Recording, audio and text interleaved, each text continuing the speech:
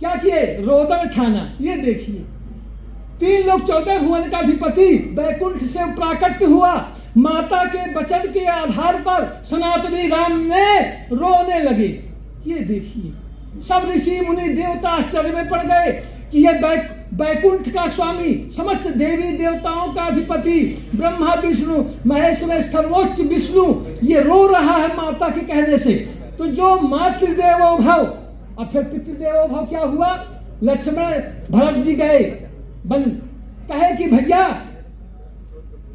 आपके बिना तो अयोध्या सूनी हो गई, अयोध्या सूनी हो गई, चलिए राज्य करिए। उन्होंने कहा छोटे भैया, भरत जैसा मिलाप, अब भरत राम जैसा, राम और भरत का मिलाप, यह धरोहर हो गई। क्या हो गई? इसको नोट करिए, राम और भरत का मिलाप विश्व के लिए धरोहर हो गई, सभी युगों के लिए।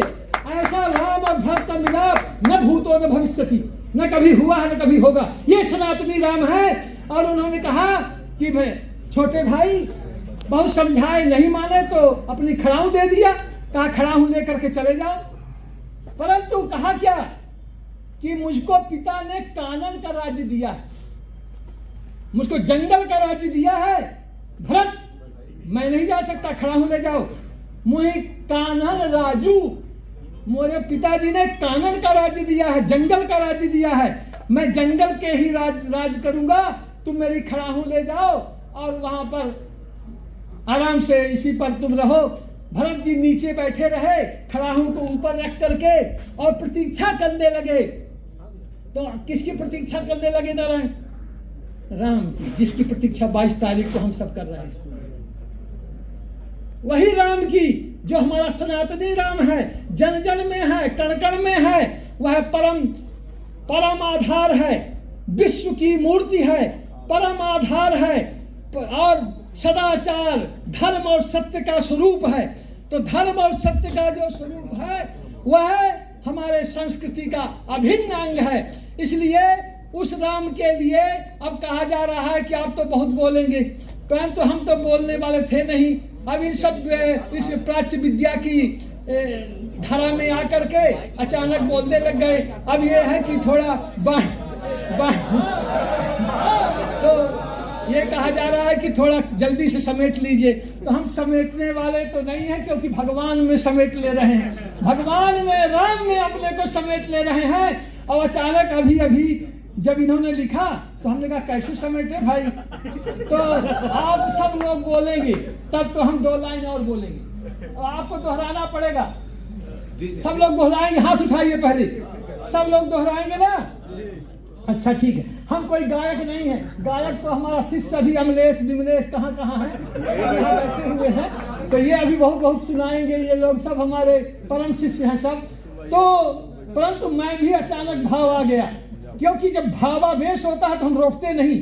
जब अंतःकरण में स्वतः स्फूर्त कुछ बात आती है, स्वतः स्फूर्त भगवत प्रेरणा से होती है, भगवती प्रेरणा से, स्वतः स्फूर्त आशीर्वचन, स्वतः स्फूर्त वाणी, वह उसमें रहस्य होता है। तो आप लोग सब बोलेंगे, पहली पंक्ति हम बोलेंगे, अरे पलके ही पलके बिछाएंगे। क्या बिछाएंगे? पलके ही पलके बिछाएंगे, जिस दिन राम धाम में आएंगे। पलके ही पलके बिछाएंगे, जिस दिन राम धाम में आएंगे। कब? 22 तारीख को। तो और क्या करेंगे? और क्या करेंगे? घर का कोना कोना, एक भी कोना ना बाकी रहना चाहिए। घर का कोना कोना हम दीपों से सजाएंगे। बोलिए, घर का कोना कोना हम दीपों से सजाएंगे। किस दिन? जिस दिन राम हमारे घर आएंगे, यहाँ हमारे घर आएंगे। मन रूपी मंदिर में, मन रूपी मंदिर में भाव रूपी आसन लगा के आप लोग बैठिए। मन रूपी मंदिर में भाव रूपी आसन लगा के बैठ जाइए।